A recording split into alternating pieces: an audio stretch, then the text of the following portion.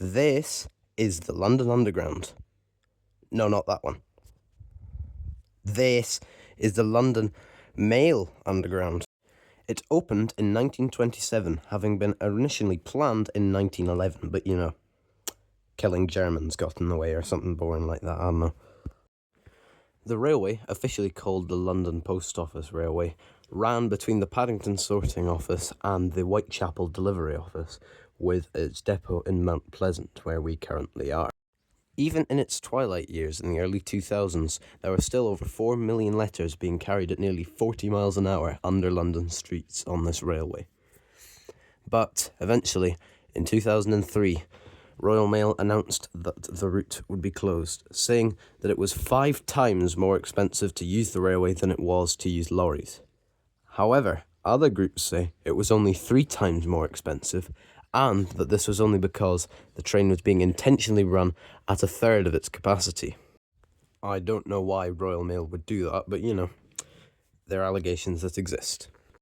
However, this important piece of both railway and postal history was not lost forever when the Postal Museum revamped the Mount Pleasant depot as part of its exhibitions in 2017, hence why we're in it.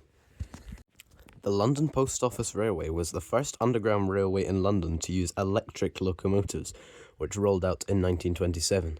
However, they were very unreliable and were swiftly replaced by new engines in 1930, followed by further locomotive changes in 1936, 1962, and 1980. The current fleet, however, were built in 2016 as part of the new visitor experience. Whilst the new trains require drivers, the original Post Office Railway did not use drivers and were merely controlled remotely. At its height, the railway employed 220 people and ran 22 hours a day.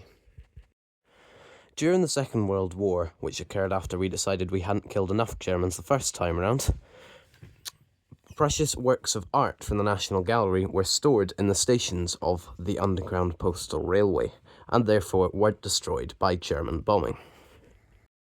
Mail Rail, as the railway has been called since 1987, has, since its refurbishment, carried thousands of people thousands of miles. In its first year alone, it covered 6,213 miles and conveyed 198,000 passengers across the journey.